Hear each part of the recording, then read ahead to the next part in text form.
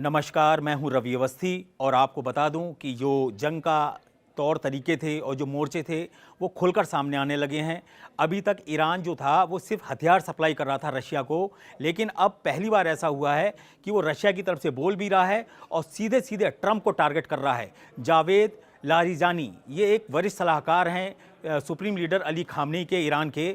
उन्होंने सीधे सीधे ट्रंप को धमकी दी है जावेद लारिजानी ने कि आप याद रखिए, आप फ्लोरिडा में भी सुरक्षित नहीं हो, आप अमेरिका के वाशिंगटन डीसी में भी सुरक्षित नहीं हो, आप अमेरिका में कहीं भी सुरक्षित नहीं हो। कहीं भी हमारा ड्रोन या ईरान का ड्रोन जो है वो ट्रंप को टारगेट कर सकता है। इस धमकी को इंटरनेशनल मीडिया में बहुत बड़ा कवरेज मिला है और पहली बार इस तरीके से कहते हैं ना, ईरान की तरफ से सीधे सीधे ट्रंप को ललकारा गया है। ऐसे समझ लीजिए कि जब ट्रंप के ऊपर एक जानलेवा हमला हुआ था तो उस वक्त ये माना गया था ट्रंप की तरफ से कि इसमें कुछ ईरानी एजेंट हैं जो उनकी जान के पीछे पड़े हैं। लेकिन जिस तरीके से जवाद लारिजानी ने अब जाके सीधे सीधे उनको टारगेट करने के लिए उनको जान से मारने की धमकी दी है, उसके पीछे 2 या 3 कारण बताए जा रहे हैं। पहले आप समझ लीजिए कि जंग, रूस यूक्रेन जंग और रशिया और इजराइल और यूक्रेन की जो अपनी ईरान की जो जंग चल रही है वो कैसे आपस में मिल गई है। अभी क्या है, हमको दिखाई दे रहा है कि 12 दिन के युद्ध के बाद ईरान और इजराइल के बीच में सीज़फायर हो गया, वो लोग चुपचाप बैठे हैं, लेकिन ऐसा बिल्कुल नहीं है। ज़बरदस्त तैयारियां चल रही हैं। एक मौका दोनों देशों को चाहिए कि कब वो एक दूसरे पे हमला करें। इस बीच में ईरान ने ये शो किया है रशिया के इशारे पर या रशिया के इंडिकेशन पे कि अब ईरान तुम खुलकर बोलो अमेरिका के ऊपर, क्योंकि क्या है, अमेरिका की तरफ से फ्रांस, ब्रिटेन और जर्मनी, ये 3 देश और इजराइल, ये 4 देश ऐसे हैं जो अब रशिया के खिलाफ खुलकर बोल रहे हैं। तो ऐसे में क्या हुआ है, पिछले 1 हफ्ते में देखा गया है कि रूस की तरफ से पहले चीन के विदेश मंत्री का बयान आया और अब खामनेई के जो वरिष्ठ सलाहकार हैं जवाद लारिजानी, उन्होंने सीधा सीधा बोला है कि भाई देखिए, हम हमारे टारगेट पे ट्रंप हैं। अब इस पूरी जो कहते हैं ना सिस्टम को या जिस इसको टारगेट को जो ट्रंप को बनाया गया वो क्यों बनाया गया है। अभी 24 और 25 जून को एक बड़ी मीटिंग हुई हेग में, नेटो सम्मेलन हुआ और सम्मेलन में तय हुआ कि हम लोग 5% एक बजट बनाएंगे और उस बजट के जो पैसा होगा उससे जो हथियार और जो चीज़ें इकट्ठी होंगी वो अगले 10 साल तक रशिया से युद्ध के लिए ज़रूरी साजो सामान को जुटाएंगे और रशिया को हर हालत में हराएंगे। इधर फ्रांस के राष्ट्रपति एम्यूल मैक्रों ने बोला 2 दिन पहले कि देखिए, हमको हर हालत में रशिया को हराना होगा, अगर यूक्रेन हारेगा तो ये समझ लो यूरोप हार जाएगा। उन्होंने 2 टूक कहा एम्यूल मैक्रों ने कि हम यूक्रेन को किसी भी कीमत पर हारने नहीं देंगे। इधर ठीक इसी तर्ज पर अब ईरान की तरफ से धमकी आ गई अमेरिका को टारगेट करने की सबसे बड़ी वजह ईरान की तरफ से ये है कि एक तो 22 जून को एक बहुत बड़ा अटैक अमेरिका की तरफ से हुआ। दूसरा ये है कि नेटो के सम्मेलन में नेटो के जो चीफ है मार्क रूटे, उन्होंने डोनाल्ड ट्रंप को बोला था कि ये हमारे डैडी हैं जो सब चीज़ों को कंट्रोल करते हैं। यानी कि मार्क रूटे ने एक तरीके से डोनाल्ड ट्रंप को, राष्ट्रपति ट्रंप को ये साबित किया कि ये जंग के डैडी हैं। अब इस जंग के डैडी को धमकी देने की हिम्मत कोई नहीं कर सकता, लेकिन रूस के इशारे पर, कहना चाहिए कि रूस के इशारे पर ईरान की तरफ से सीधी सीधी ट्रंप को धमकी दी गई है कि अगर आप ये सोच रहे हो कि आप अमेरिका में कहीं भी सुरक्षित हो, तो ऐसा बिल्कुल नहीं है। हो सकता है आप किसी दिन धूप सेंक रहे हो, समुंदर के किनारे हो या फ्लोरिडा में अपने घर के आसपास हो, छुट्टियां मना रहे हो और उसी वक्त एक आएगा ड्रोन, ईरानी ड्रोन आएगा, वो आपको मार सकता है। यहां ट्रंप को टारगेट करने का सीधा लक्ष्य ये था कि अगर आप खामनेई को टारगेट करेंगे, अगर आप पुतिन को टारगेट करेंगे तो ट्रंप बड़े आसानी से टारगेट हो जाएंगे। और ये साबित हो चुका है। चुनाव के दौरान जब अमेरिका में चुनाव हो रहे थे तब ट्रंप को गोली मारने की कोशिश की गई थी। वो तो कहिए ना कि 2 इंच से उनकी जान बची है, ये सबको पता है। और उस वक्त भी ये सवाल उठे थे कि क्या ईरान के एजेंटों ने ट्रंप को मारने की कोशिश की थी। ऐसा ट्रंप भी कई बार बोल चुके हैं कि अगर मुझे ये पता चल गया कि उस साजिश के पीछे ईरान था तो फिर मैं ईरान को छोड़ूंगा नहीं। हालांकि अभी तक उसके बारे में कुछ सामने नहीं आया है, लेकिन आज के परिप्रेक्ष्य में ये है कि एक तरफ यूक्रेन के चीथड़े उड़ाए जा रहे हैं। इस सेंस में कहेंगे कि सिर्फ इस 1 महीने में 566 वर्ग किलोमीटर का इलाका रशिया ने कब्जा कर लिया है, यूक्रेन का नया इलाका। और इसको बताया जा रहा है कि जो लगभग 1233 दिन से जो जंग चल रही है उसमें रशिया ने 1 महीने में अब तक का सबसे बड़ा कब्जा जो किया है वो यूक्रेन पे कर लिया है। और आप इस बड़े इलाके का अंदाजा इसी से लगा सकते हैं कि ये इतना बड़ा इलाका है कि पूरा शिकागो शहर उसके अंदर बसा दो। 1 महीने, अगर 30 दिन के अंदर वो शिकागो शहर के बराबर इलाके पे कब्जा कर रहे हैं तो आप अंदाज़ा लगा सकते हैं कि अमेरिका, नेटो और यूरोपियन यूनियन ये क्यों इतना बौखलाए हुए हैं कि अगर इसी रफ्तार से पुतिन ने पूरे यूक्रेन को कब्जा करना शुरू किया तो यूक्रेन को बचाने का मौका ही नहीं मिलेगा और मौका मिल भी नहीं रहा है। इस वक्त जो लेटेस्ट खबरें आई हैं रशिया मीडिया की तरफ से और यूक्रेन मीडिया की तरफ से, उसमें बड़े ज़बरदस्त क्लेम किए गए हैं। सबसे बड़ा क्लेम तो ये है कि सिर्फ 35 से 36 घंटे के अंदर 742 से ज़्यादा बड़े हवाई हमले किए गए हैं। बड़े हवाई हमले का मतलब ये है कि इसके अंदर मिसाइलें इस्तेमाल करी गई, इसके अंदर किंजल मिसाइलें इस्तेमाल की जा रही हैं। और सबसे हैरानी की बात है कि ईरानी ड्रोन का तो ऐसे इस्तेमाल कर रहे हैं कि जैसे हथगोले होते हैं, हथगोले की तरीके से शाही ड्रोन का इस्तेमाल कर रहा है रशिया। और इसको क्यों इस्तेमाल कर रहे हैं? शाहिद 136 एक ऐसा ड्रोन है ईरान का जो रूस के लिए एक रामबाण साबित हुआ है। उसी से सबसे ज़्यादा अटैक किए हैं और सबसे ज़्यादा एयर डिफेंस को, जो यूक्रेन का एयर डिफेंस को, उसको तबाह करने के पीछे शाहिद ड्रोन का बहुत बड़ा हाथ माना जाता है। हेग में राष्ट्रपति जेलेंस्की ने एक आंकड़ा पेश किया और नेटो देशों को बताया कि आप तो रशिया की बात कर रहे हो, हमें तो ईरान मार रहा है। उन्होंने ईरान को डायरेक्ट टारगेट किया और बोला कि अब तक जब से जंग स्टार्ट हुई है और आज की तारीख तक ईरान के 28,743 शाहिद 136B, इसमें एक बी भी आ गया है, 136 तो है ही, एक इसमें एक नया वर्जन भी आ गया है, उसको बोलते हैं शाहिद 136B। ऐसे 28,743 शाहिद ड्रोनों से यूक्रेन के कम से कम 5 बड़े इलाकों पे, यानी कि 5 प्रांतों पे बड़ा हमला हो चुका है। आपको पता ही होगा कि यूक्रेन का खार्किव और ज़पोरिज़िया, खेरसोन और डोनेस्क, ये 4 ऐसे प्रांत हैं जिसको पूरी तरीके से कब्जा करने के करीब पहुंच गया है। अभी के जो लेटेस्ट आंकड़े आ रहे हैं, जो मैप्स आ रहे हैं रशिया की फोर्सेस के, उसमें ये चीज़ें प्रूव की जा रही हैं कि ज़पोरिज़िया तो ऑलमोस्ट उसने कवर कर लिया 90% के आसपास, और बाकी जो डोनेस और खार्किव और सुमे जो क्या एक सुमे बचा, इसके जो इलाके हैं वो लगभग 70 से 80% कब्जे में आ चुके हैं रशिया के। अब स्थिति क्या बचती है? उसके पास कुछ नहीं है। पुतिन ने एक ऐसा अपनी, कहते हैं ना, अपनी फौज को एक ऐसे मुहाने पे पहुंचा दिया, इतनी आगे लीड करवा दिया है कि अब उनके पास ज़्यादा कुछ बचा नहीं यूक्रेन के पास। इसीलिए जो जेलेंस्की रो रहे थे और जिनको ट्रंप ने कहा था कि नहीं भाई मेरी पुतिन से बात हो रही है, तुम बीच में ना ये हथियार मुझसे मत मांगो, तुम्हारे हथियार मांगने से क्या होता है, रूस भड़कता है, पुतिन मुझसे सही से बात नहीं करते हैं। इसलिए कुछ हफ्ते पहले, या कहना चाहिए पिछले हफ्ते, एक खबर आई अमेरिका से कि भाई यूक्रेन की हथियार सप्लाई को रोक दिया गया है। और उसके अंदर क्या जा रही थी? 30 पैट्रियट मिसाइलें जा रही थी, 155 mm तोप के गोले जा रहे थे, इसके अलावा हेल फायर मिसाइलें जा रही थी। वो सारा जहाज जो शिपमेंट था उसको तत्काल रोक दिया गया। जेलेंस्की इस खबर से बहुत बुरी तरीके से बौखलाए थे। उसके बाद ट्रंप ने क्या किया? तुरंत पुतिन को फ़ोन किया, 60 मिनट तक उनकी बात हुई। 60 मिनट में ट्रंप को ये लगा कि पुतिन को लगेगा कि भाई तुमने तो हथियार रोक दिए यूक्रेन के, तो मैं अच्छे से बात करूंगा और ईरान का इशू पे वो अमेरिका का साथ देंगे। ट्रंप ने उनसे 2 बातें की, ऐसा सूत्रों के हवाले से खबर है कि पहली तो ये कि आप यूक्रेन पर हमले कम कर दो और या ख़त्म कर दो या बातचीत के लिए तैयार हो जाओ। ट्रंप ने बोला कि जब तक हमारा स्पेशल मिलिट्री ऑपरेशन यूक्रेन में पूरा नहीं होगा हम रुकने वाले नहीं हैं। आपको हम बता दें, ये लगभग 4 साल से जंग, कहते हैं ना, जंग को लगभग 4 साल होने जा रहे हैं, या लगभग 4 साल से जो जंग चल रही है उसमें उस जंग को जो रशिया है उसको बोलता है स्पेशल मिलिट्री ऑपरेशन। वो इसको युद्ध मानता ही नहीं है, वो कहता है एक हमारा स्पेशल मिलिट्री ऑपरेशन है जो चल रहा है और उसके कुछ टारगेट हैं, उसको जब पूरा कर लेंगे हम उसको रोक देंगे। अब वो टारगेट कितना बड़ा है, कहाँ तक है, इसके बारे में सिर्फ पुतिन ही को पता है और उनके कुछ चुनिंदा जनरलों को पता है कि युद्ध को कब रोकना है। इसमें इंपॉर्टेंट बात यह हुई कि ट्रंप ने बड़ी कोशिश की कि हम पुतिन को समझा लें, लेकिन थक हार कर जो 60 मिनट की बात हुई उसका नतीजा ये निकला कि ट्रंप बुरी तरीके से भड़क गए और उन्होंने बोला कि ना तो आप ईरान को समझा रहे हो, वो न्यूक्लियर प्रोग्राम्स को अपना स्टार्ट कर रहा है, वो मानने को तैयार नहीं है, यूरेनियम संवर्धन कर रहा है, एटम बम बनाने के पीछे पड़ गया है, और अगर यही स्थिति रही तो इजराइल भी खतरे में पड़ जाएगा।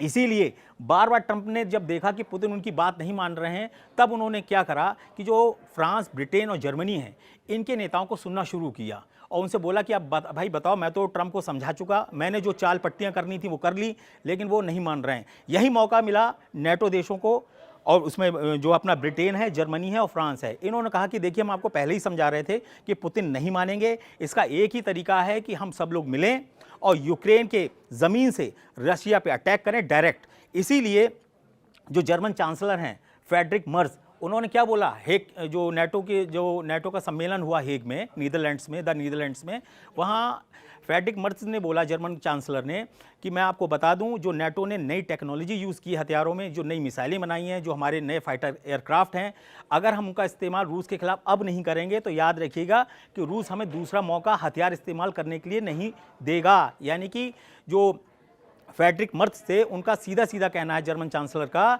कि हम सबको मिलकर, नेटो देशों को मिलकर पूरा का पूरा अटैक रशिया पे कर देना चाहिए, तभी हम कंट्रोल कर पाएंगे। लेकिन स्थिति बड़ी बिकट हो गई है। बिकट इसलिए हो गई है कि रशिया अकेला नहीं है, रशिया की तरफ से अब चीन भी खुलकर बोलने लगा है। अभी तक चीन जो था वो दाएं बाएं बोलता था, बहुत ही डिप्लोमेटिक बातें करता था, ऐसी बातें करता था जिसके दोनों अर्थ निकलते थे।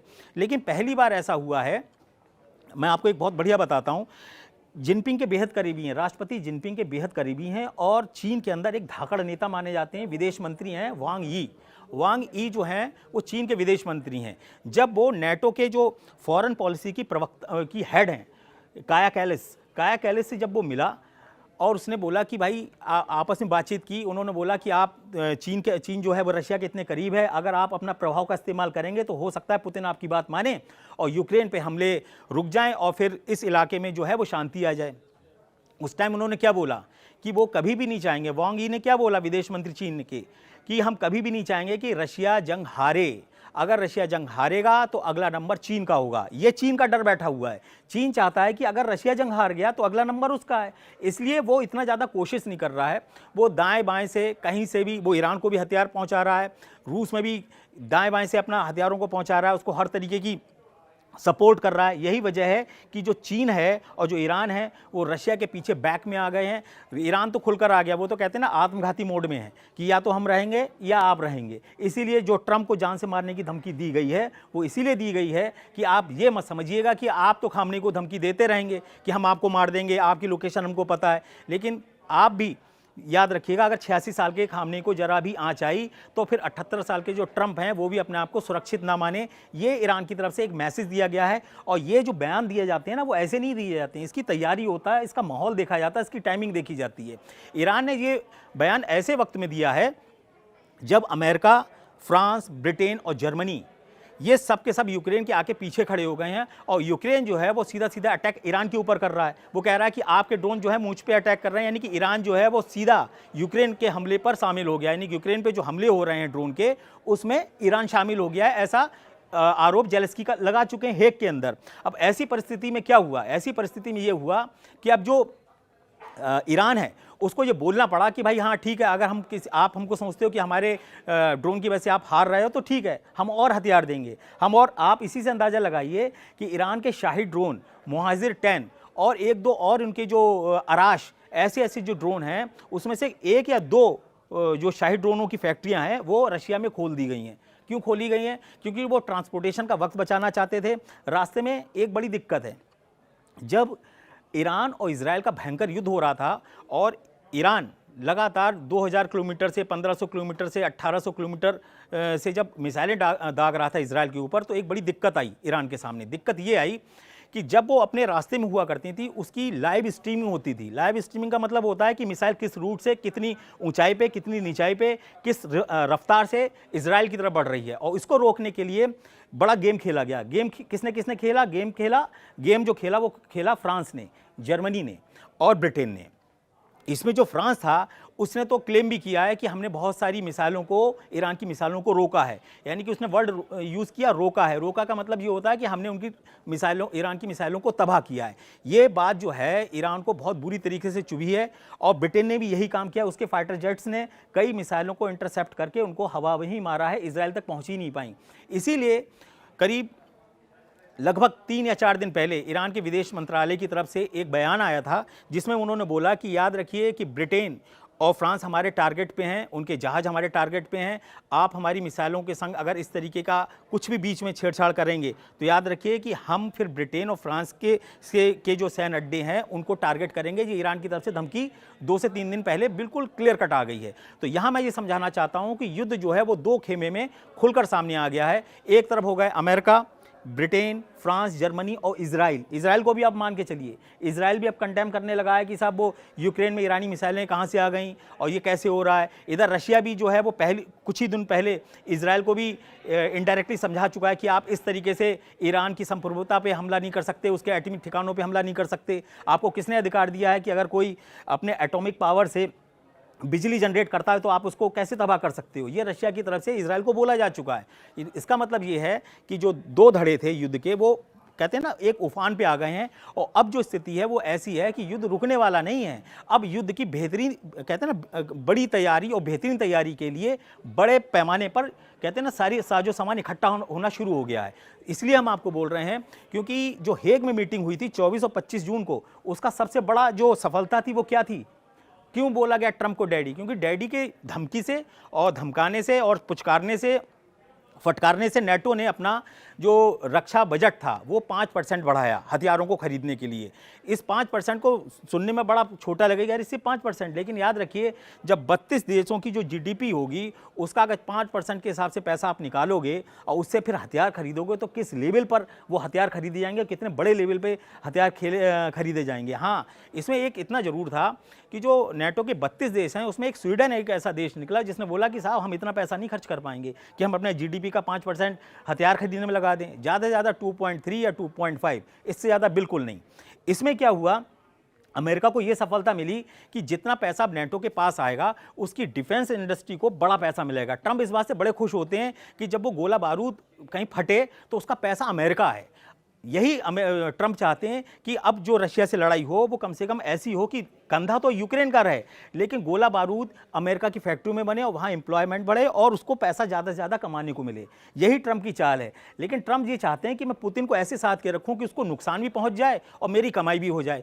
अब इसी चीज़ को पुतिन ने भांपा है और पुतिन जरा भी मौका नहीं दे रहे हैं ट्रंप को कि अब वो ये कह पाएं कि देखो मैं ट्रंप को समझा रहा हूँ, वो पुतिन को समझा रहा हूँ। अभी तक पूरे देश, पूरी दुनिया में एक माहौल बना रखा है ट्रंप ने कि मेरे कहने से 60 मिनट बात करने से, 120 मिनट बात करने से मेरी पुतिन बात मानते हैं और हमले को कम करते हैं। अब की पुतिन ने उल्टा कर दिया, पहले 60 मिनट बात की, उसके बाद उन्होंने 7 घंटे तक लगातार बम्बारमेंट कर दिया। तो ट्रंप का कहते हैं ना धुआं निकल गया। जो उनका इमेज बनी हुई थी ना डैडी की कि वॉर के डैडी हैं, वो डैडी को बिल्कुल चकनाचूर करके रख दिया पुतिन ने। अब क्या है, पुतिन ने कहा कि अब देखो हमने बहुत नाटक देख लिया, तुम लोग पिछले 2.5-3 साल से, वैसे तो ट्रंप को तो आए 3-4 या 4.5-5 महीने हुए हैं तब से आप बातचीत कर रहे थे, लेकिन बाकी जो 2.5-3 साल से बातें हो रही थी वो सब बेईमानी है। अब जब तक हम अपना यूक्रेन में टारगेट अचीव नहीं करेंगे पुतिन रुकने वाले नहीं हैं। और यही इसी काम में ईरान अब मदद कर रहा है। ईरान को अच्छे से पता है कि अगर आज मैंने रशिया को बचा लिया तो कल ईरान का भविष्य उज्जवल रहेगा।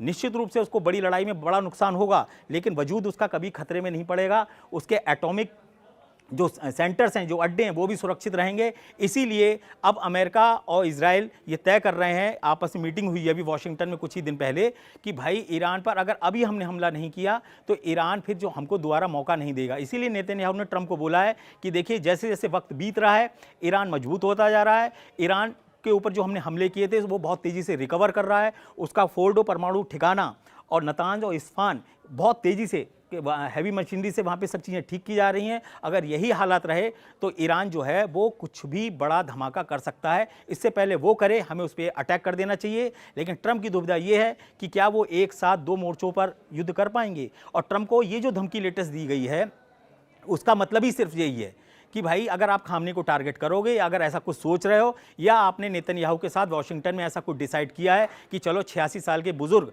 ईरान के सुप्रीम लीडर को हम ख़त्म कर देते हैं, उसके बाद हम जैसे चाहेंगे ईरान को घुमा लेंगे, फिरा लेंगे, तोड़ लेंगे, मरोड़ लेंगे, तो उसको लेके ये जो खामनेही के वरिष्ठ सलाहकार ने धमकी दी है वो ये साबित करती है कि ट्रंप के दिमाग में ये बात डाली जा रही है कि अगर व्यक्तिगत हमले होंगे या लीडरों को मारने की कोशिश होगी तो फिर ना आपके यहाँ कोई बचेगा ना हमारे यहाँ बचेगा। क्योंकि ऐसा मोसाद का और CIA का दावा है कि अमेरिका के अंदर बहुत से ऐसे स्लीपर सेल्स हैं जो ईरानी मॉड्यूल के हैं, यानी कि वो 15-20 साल से वहीं पड़े हुए हैं, उनके बारे में कोई जानता ही नहीं। कोई लेखक है, कोई बिजनेसमैन है, कोई वहाँ पर कहते हैं ना अलग अलग इंडस्ट्री में लोग जुड़े हुए हैं, ऐसी जगह या डिफेंस इंडस्ट्री से जुड़े हुए हैं। तो ऐसी स्थिति में अगर अचानक कोई आके मारता है तो कोई किसी को बचा नहीं पाएगा। इसीलिए मैं आपको बोल रहा हूँ कि रूस यूक्रेन जंग में कूदा ईरान। खुल के कूद चुका है और ट्रंप को जान से मारने की जो ईरानी धमकी दी गई है वो खोखली धमकी नहीं है, वो एक बहुत ही हार्ड मैसेज है जिसके पीछे कहीं ना कहीं रशिया भी है और चीन भी है, क्योंकि सबके सुर जो है ना वो तल्ख होते जा रहे हैं और तल्ख तभी होते हैं जब हम बड़े युद्ध की तैयारी करते हैं। अब अगले से जो भी अगले 24 से 25 घंटे के अंदर बड़े डेवलपमेंट होंगे वो मैं आपको जरूर बताऊंगा, और इतना आप मान के चलिए कि ये युद्ध जो है वो बहुत तेज होने वाला है। और अब जो युद्ध होगा ना वो बेरहमी की सारी हदें इसलिए पार करेगा क्योंकि ये जो 12 दिन का युद्ध ईरान और इजराइल का हुआ और जो लगभग 4 साल से रूस यूक्रेन का चल रहा है, उसमें सब लोगों ने एक दूसरे को बहुत अच्छी तरीके से वॉर स्ट्रेटेजीज को बहुत अच्छे से कहते हैं ना स्टडी कर लिया है। तो अब जो भी होगा युद्ध वो ऐसा युद्ध होगा जिसको रोकना लगभग असंभव होगा। तो अगले 24 से 26 घंटे के अंदर या 24 से 48 घंटे के अंदर जो भी बड़ा डेवलपमेंट होगा वो मैं आपको बताऊंगा।